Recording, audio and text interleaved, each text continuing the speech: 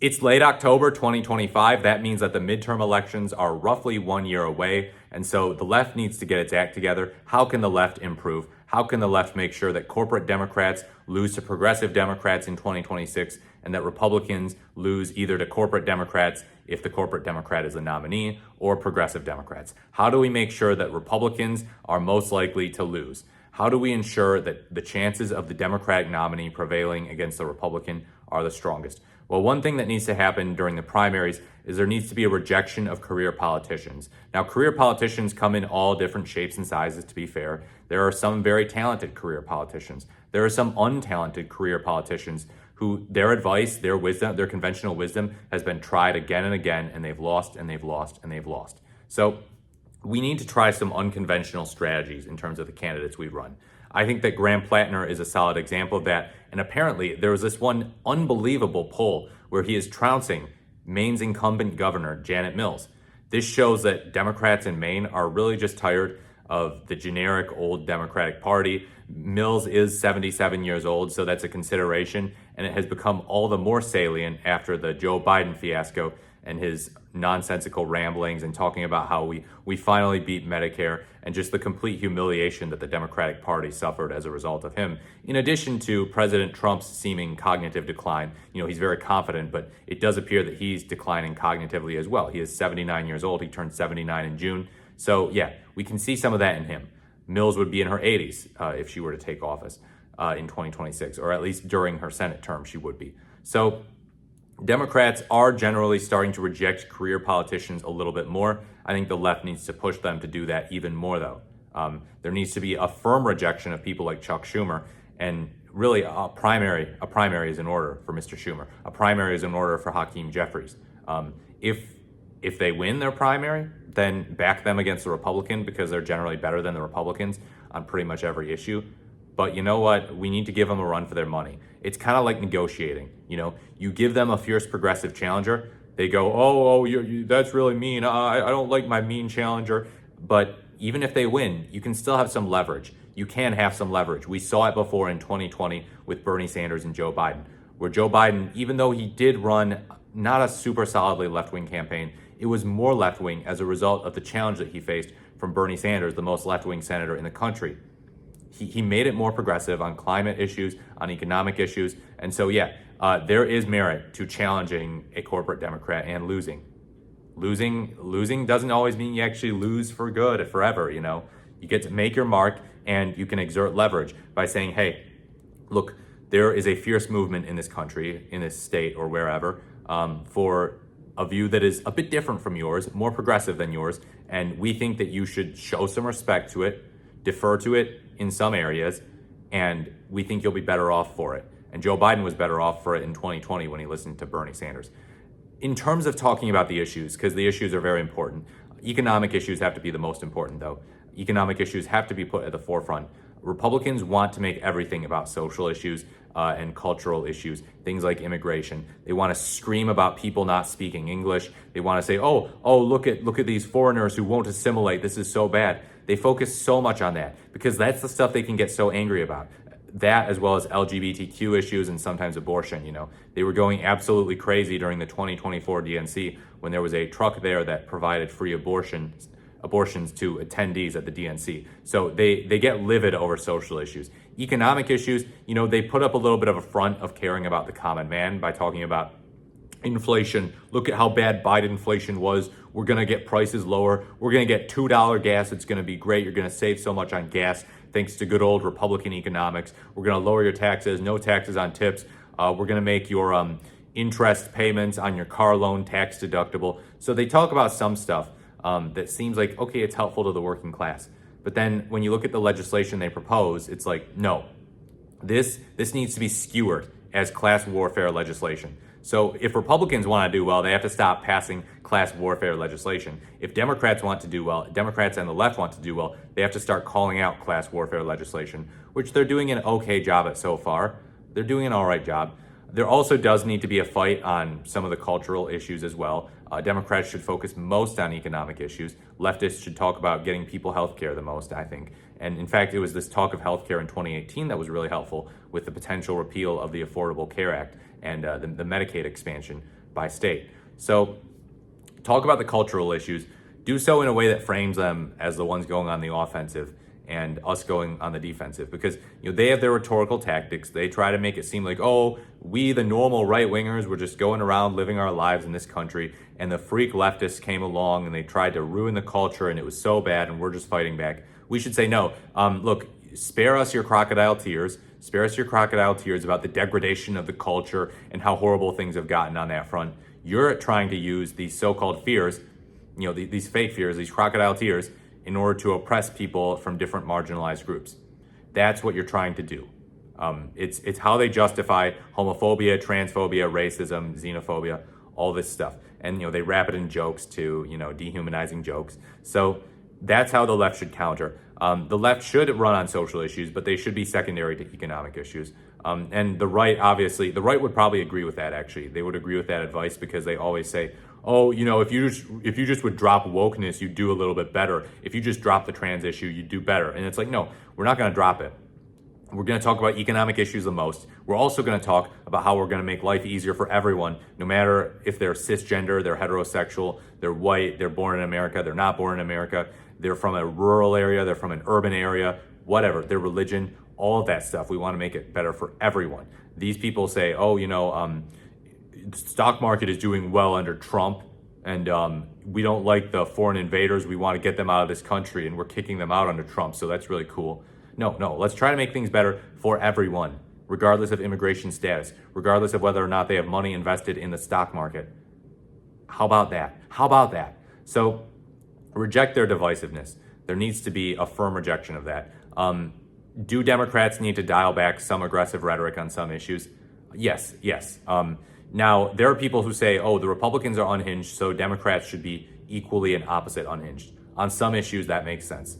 On some issues, it does. But the Republicans' acts of being racist against people of color, for example, should not be countered with racism against white people and saying stuff like, oh, white people are lazy, white people are dumb.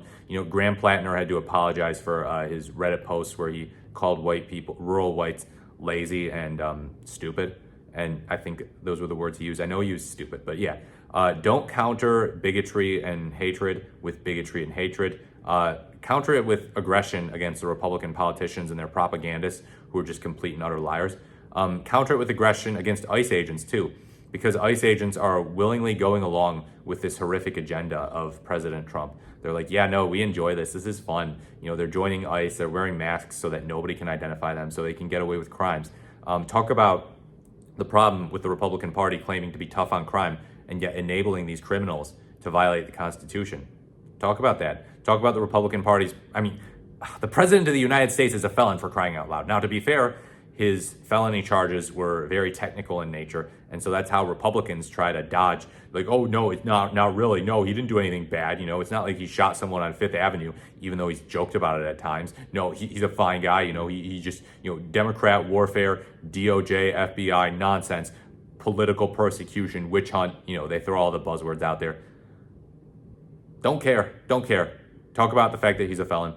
Talk about the fact that more and more people in his administration are turning out to be criminals. Talk about his idea of pardoning Diddy, like really, pardoning Ghislaine Maxwell, commuting George Santos, the prolific liar, his sentence.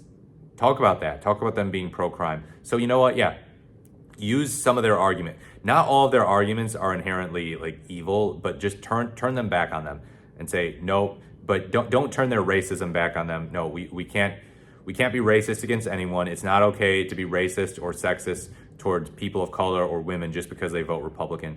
We can't do that. So don't adopt their tactics on that front, but do adopt their tactics in terms of talking about issues related to class, because they say, oh, rich people are victims. That's become kind of a common Republican talking point, actually, is they're like, oh, the rich people are the victims, because they have their property, and they just want to, not have to pay property tax and higher taxes and, less capital gains, and these poor rich people, they were upset about, the stock market going down under Biden or something like that. So they've got this idea that rich people are persecuted.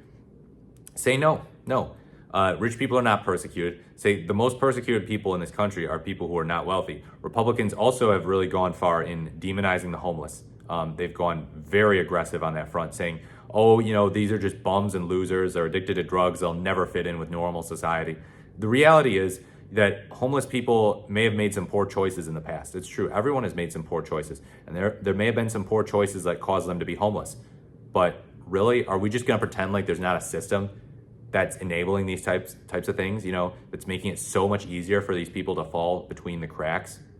Yes, some people can mentally snap, and then all of a sudden it's like they lose their house, their apartment, whatever, they default, they're homeless. That does happen.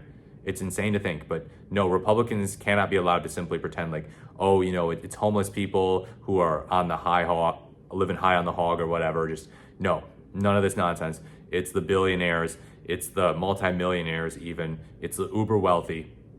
These people, which President Trump has stacked his administration full of, are the problem. These are the criminals. These are the thugs.